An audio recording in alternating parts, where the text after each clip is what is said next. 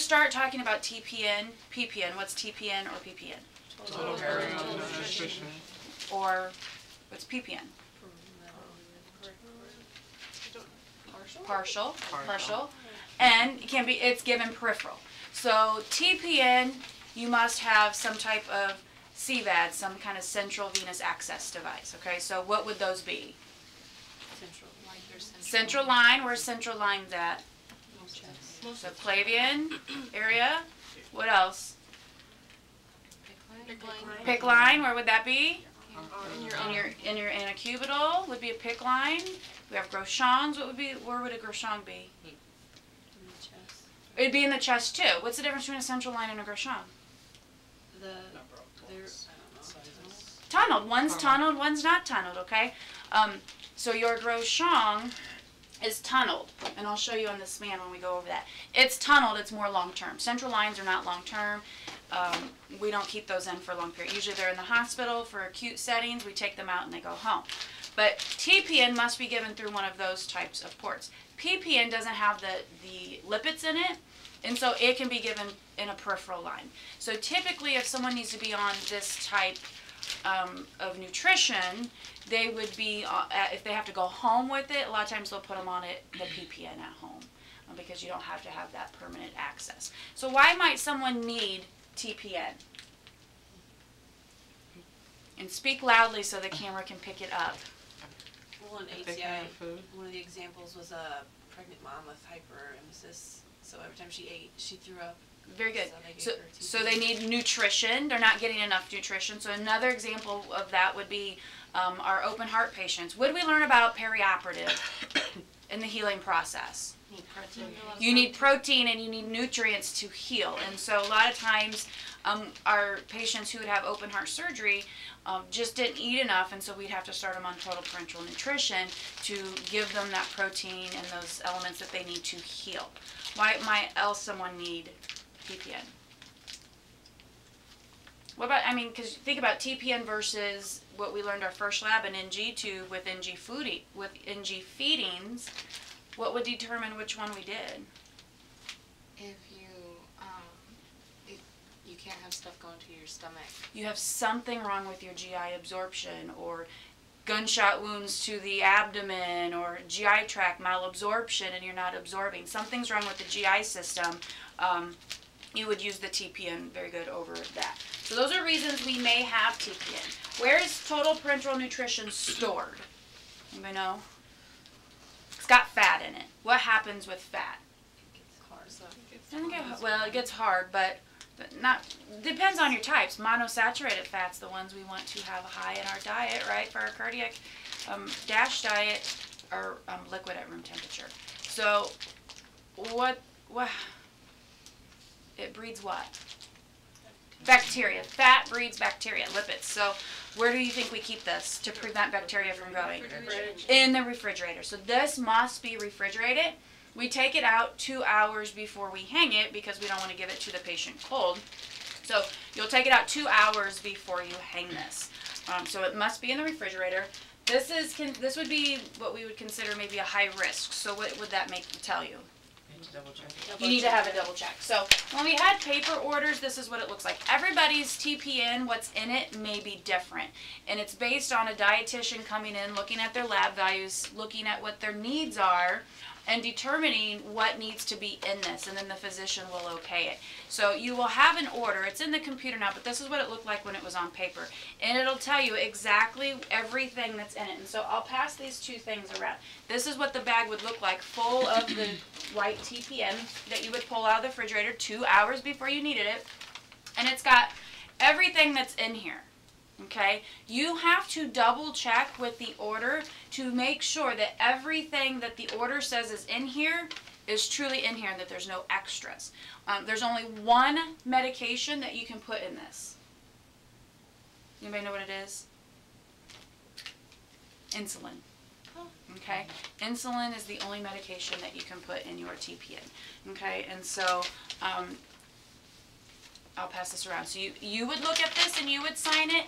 You would have a second nurse look at this and sign it to make sure that everything matches before you hang that. But the tubing that you use to hang it And just like we learned your last lab, you use regular tubing, like we used with our IVs. Prime it the exact same way. The only difference is because of the lipids in there, you need a 1.2 micron filter. Typically, pharmacy does a really good job. Here at Methodist, they tape the micron filter directly to the bag, but if it wasn't there, you would have to, these are just usually in the central supply, grab a 1.2 micron filter. Before you started priming your tubing, you figure out which end, and it just screws right on, and then you would prime this also with the, so I'll pass that around. Look at the filter, you can take it off, but they must have that micron filter added to it.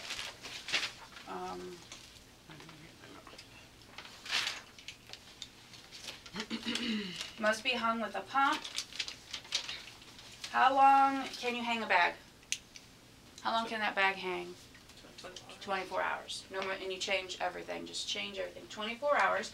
And that's, again, because of the risk of bacteria growing in there. So it can only hang for 24 hours. Keep in the refrigerator. Patients that are on TPN, we're doing a weight every Monday, Wednesday, Friday. Why do you think we're weighing them at least every Monday, Wednesday, Friday? To make sure they're gaining weight. To make sure, right, make sure we're not having a huge fluctuation in their weight. I&O is very important for these patients. They should be on strict I&O. Because this can put people's blood sugars a little out of whack when we first start them, we will check blood sugars every 6 hours until stable, until they're consistently stable. I have a question. Mm-hmm. Can they have anything by mouth when they're on TPN? Depends why they have it. If it's, like you said, the mother who can't hold anything down, we're going to keep trying to feed. I mean, she's not going to be able to stop that TP until she starts holding things down. So we want to encourage feeding. If it's because the GI system's not working, then no, they wouldn't. And I've seen people who just permanently have malabsorption problems, and they pretty much stop eating, and they're on TPN forever. So it just depends why they're on it. Good question. And that's pretty much it for TPN. Is there any questions? You'll get TPN again in complex, so just make sure it's double checked by an RN. So now with central lines, there is, when you practice, this is in lab 3. Print this off. If you follow this, you'll be fine. What do you think the #1 complications is of central lines? Infection. And so the #1 issue with this comp, when students do it at the end of the semester, is breaking sterile field. It's not a hard skill at all, but breaking sterile field is the #1 issue that we see. So before you even start, we have to have sterile gloves. So I always I think this is good practice for your comp, and good practice as a new RN, even an experienced RN. You never know what's going to happen. You put your sterile gloves on and the patient sneezes on your gloves, or something falls on the floor. Something out of your control happens and your gloves are now contaminated. You already have your sterile field set up. What are you going to do? Well, if you had to turn your call light on, we all know how long sometimes that can be, waiting for someone to come answer your call light. I recommend always just grabbing an extra pair of sterile gloves, take with you. So during your comp, you broke sterile field, you're covered. As long as you caught yourself breaking the sterile field, you can be like, I just broke sterile field. I have another pair of gloves here. I'm going to step to the side, not turning your back to it, put on your new gloves, and continue on, and you will have no problems. If you catch your break in sterile field, you'll be safe. Now, if you break sterile field three times, you've ran out of gloves, right? So that's going to be an issue. So sterile field is our biggest concern here, because infection truly is the #1 complication of our central lines. And then you get an infection in the bloodstream, you just led them to sepsis. So they can be very serious infections. Okay, so the different types we've already talked about. So which one would this be in the antecubital? Big line. This would be your PICC line. This is threading into the same vessel as our central line, which would be, this is tunneled. Can everybody see how it's tunneled underneath the skin? You see that? That would be considered tunneled. That's like your Grochon. This would be a more permanent they go home with. Your central line would be up here in the subclavian, sometimes up even in the neck, would be your central line. Where does that sit? Where does the end of that calf sit? Inside, you mean? Yeah, In it the superior vena cava? yes. Usually it's in that superior vena cava, but it's that vessel that's leading directly to that right atrium. Usually the superior vena cava. Very good. That's where the vessel sits. So you can see we really don't want that to get infected, right? How often do we change any of these dressings? 72 hours. Okay, for 72 hours? 7 days. 7 days. 7 days, every 7 days. Methodists, we've have just chosen one day of the week in our policy that will change those. It's Tuesdays. So if you have 3 people with central lines on Tuesday, you know you've got 3 dressings to change. We also change the caps then, and I'll show you how to do that. This is what your cap would look like. This is what comes with it. This is what it should look like. Every 7 days, if it's a clear dressing with a bio patch on it, and I'll show you what a bio patch is. It's like this, it's in the your dressing that comes with your central line dressing. It's just like a little goober patch, and it's really hard to pull off the patient. So be prepared when you're taking this dressing off. It's really sticky, goobery, and you just have to take your time. Yes, it pulls. It's a little, usually it's a really tender area anyway for our patients, and you just have to take your time and be patient. If it has the bio patch and it's a clear dressing, every 7 days. What if they're allergic to the dressing or the bio patch? Does anybody know how often we change it? It's a gauze dressing. Our concern with the gauze dressing is what? You can't see it. You can't see it, right? Those nice clear ones, it's so nice. We can see the site. So our concern with the gauze one is that we can't see what's under there. So how often do you think we change it? 24 hours? Every 40 hours. Pretty much every Monday, Wednesday, Friday. If they had a gauze dressing, you change it every Monday, Wednesday, Friday. What are other reasons we may change a dressing? Soiled. Soiled. If it gets like if the edges. If we suspect infection, so if it's overly swollen, really red, the only way you're going to get a good look at that is if you peel the dressing off, look at it, clean it up, and call the physician with what you determined going on with that. And what were you going to say? If the edges of the bandage are starting to roll up. It needs to be 100% occlusive. So it's really hard to keep these dressings 100% occlusive for an entire week. So we are usually changing them more often. And so like you'll see it tends to peel up around where the catheter is, and as soon as you break that 100% not occlusive, you should be changing it. Why? Bacteria is going to slide right underneath there, and now they have an infection, and it can turn into a very serious infection. Very good.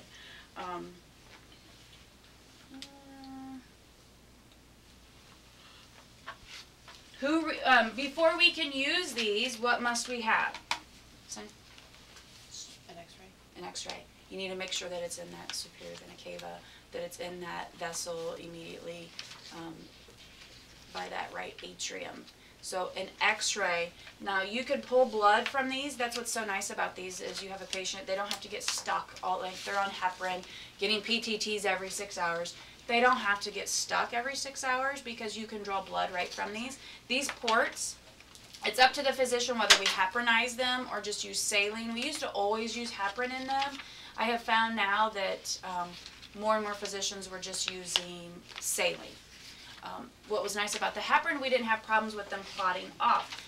We don't really have much of a problem with that anymore because we're not seeing mainly our central lines, we're not seeing those in as long. Physicians are taking those out fairly quickly because of the risk of infection. So, but what is nice is we can draw blood for them. Now we talked about, is everybody here in Patho Farm?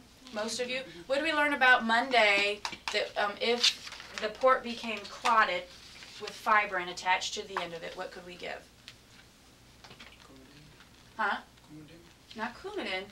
What could we put in this port? Good guess. What could we put in the port to dissolve the fibrin so then we could use that port again? Heparin. Huh? Heparin. Heparin? You're getting closer. TPA, cap flow is what it's called. TPA. We put a little bit of TPA in there, eats that fibrin, which is causing it not to work, and then it works again. So we flush them at least every 8 hours. After blood, if we give blood, draw blood, you need to flush. How much? We flush it normally with just 10 cc's of saline. If it's not being heparinized, every 8 hours. If you give blood or draw blood from it, you should be flushing it with 20 cc's afterwards to decrease the chances of it being clot off. And that's for any types of these ports being used in the hospital. Who puts them in? Physician. Physicians. Specialized nurses. Yeah. Some specialized nurses. My recommendation is Methodist, like when you're on the unit next week, ask your nurses, there's a book online somewhere that tells privileges. And it says what doctors have privileges and what nurses have exact privileges. It's very important to know what privileges they have to make sure, because you may have a nurse practitioner come in and say, we need to get a central line in this patient, because this can be done right at the bedside. And you get all the stuff.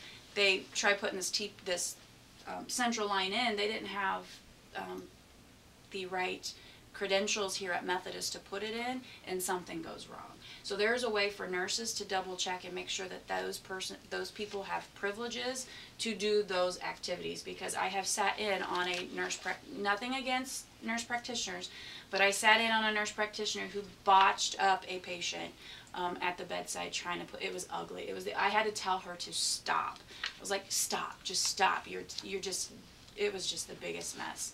And a physician had to come in and clean the whole mess. It was just a disaster. Actually, a physician came in and she had messed it up so much that they couldn't even get it in. They had to send her down to interventional radiology. So make sure that those people have the appropriate privileges at this hospital to be doing those activities at the bedside. So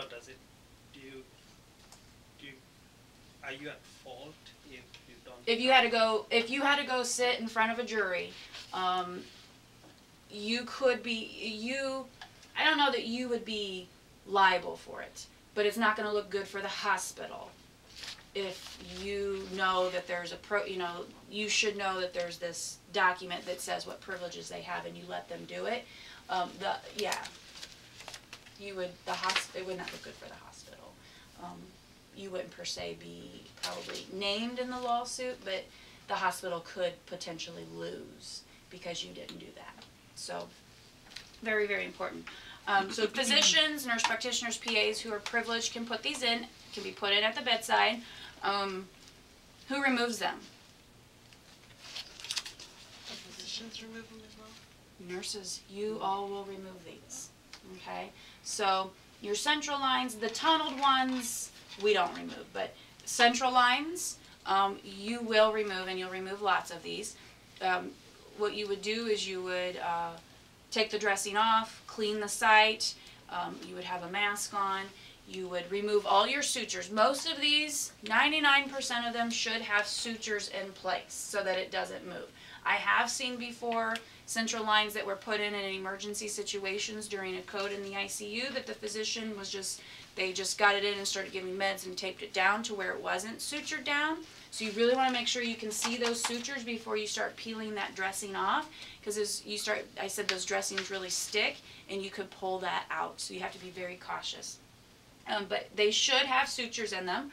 So you're just going to use a suture removal kit, remove your sutures. You're going to put gauze over the site. You're going to pull low and slow. Low meaning you're pulling down, low and slow, and you're going to pull it out.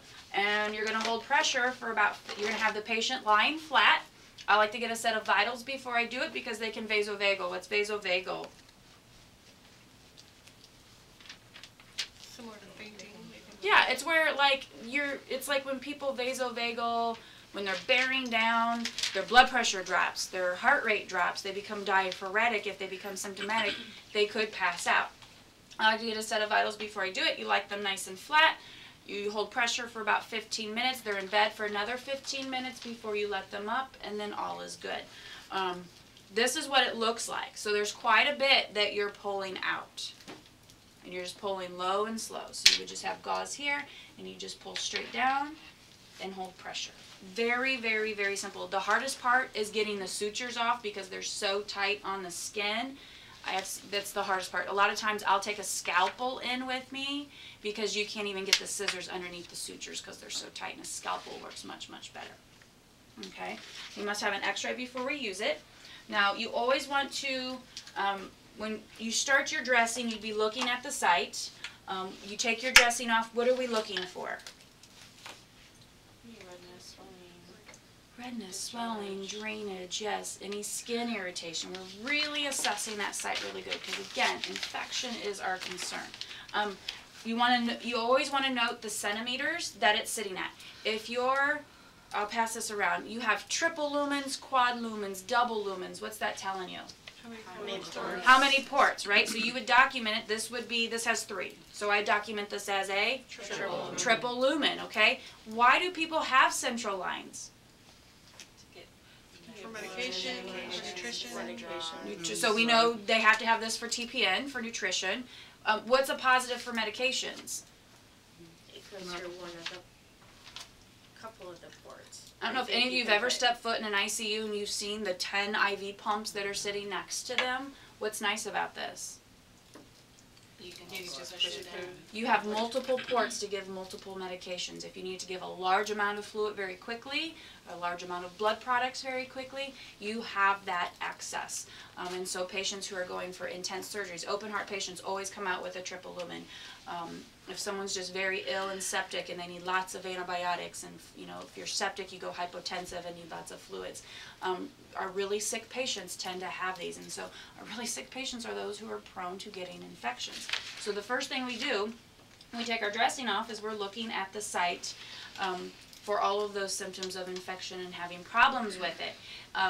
You'll have ports that, this has 2 little dash marks. That means it's 20 centimeters. If you have 3, it's 30 centimeters. And so based on how many little dots you see hanging out, so this at the 2 double lines is 20 centimeters. Before I even peel my dressing off, I'm looking to see how much of that is hanging out. Why? To see if it's moved. Right, because if it moves and you push something in it, you're not in the right spot and you're going to cause big problems. So if I'm at the second dot, I would document that at what number? 27. Well, 20 is the 2 dots here. So 30. This whole thing's 20. 18. Okay. 18. Does everybody see how she got that? This whole thing's 20.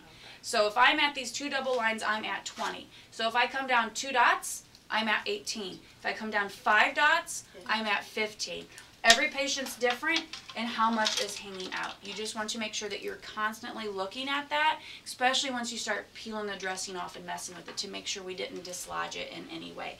If we notice that we dislodged it in any way, what would you do? Contact the physician.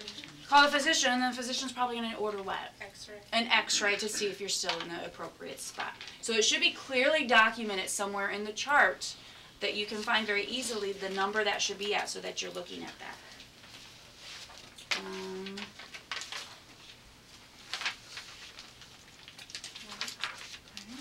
Alright, so pick lines. If someone's going to go home, a lot of times patients need to go home for IV antibiotics. Typically we send them home with a pick line. Those can be in for up to 12 months.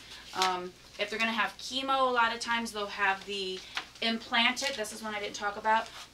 Sometimes they'll have a Groshon, tunneled. But a lot of times those chemo patients, these are more hematology patients who are coming in for frequent. They have some type of hematological disorder and they need frequent blood or blood products. A lot of times hematology or chemo patients will have the Metaport. Has anybody on Seven Ham seen these? Okay, so they're underneath the skin. You just see the bulging of it. It's completely underneath the skin, and you need what's called a Huber needle, and I'll pass this around, to access it. So you would prime this Huber needle. Uh-oh, there's my cap. All right, I have seen a nurse drop a cap, pick it up, rinse it off under the sink, and use it. Please never do that. I would, if I found you doing that, I would cry. It still makes me sick when I saw that. This would be a Huber needle. You would prime this with saline, just like we did with our J-loop when we did IVs. And then there's just a needle here. You would clean the site with chlorhexidine, just like when you started IVs. And then your Huber needle just goes right in the center of it. You tape it down. How do I know I'm in the right spot? You'll hook a syringe to the end of this and you'll pull back and you'll get blood. and that's simple. A lot of times if you don't work hematology, you don't see these and you don't access them, you don't really know the protocol. I was cardiology, never really accessed these. What would I do? I called hematology. I called Sevenham and said, hey, come access my Metaport. But this would be what's called a Huber needle, that you would need to access a Metaport that's underneath the skin. And so we typically see those. Sevenham sees those all the time because your hematology and your cancer patients need that. Okay, so what supplies do I need? Oh, or one more thing I want to talk about. What are those called again? Hubers. Huber. Okay, so.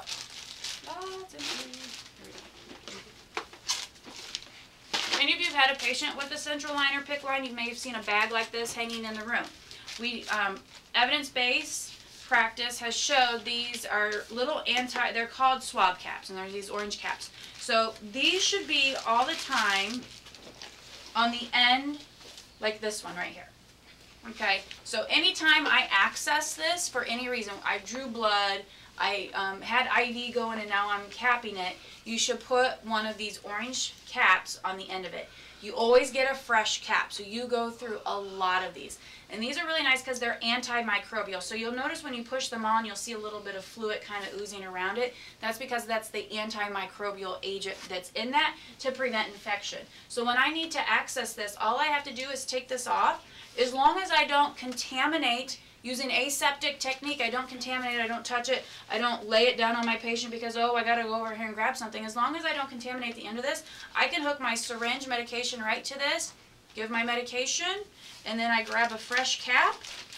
Always grab a fresh cap. You just peel the end off of it, you push it on, and I have a fresh cap. So the units go through lots of these. Evidence has shown this has decreased central line infections hugely. One of the students for her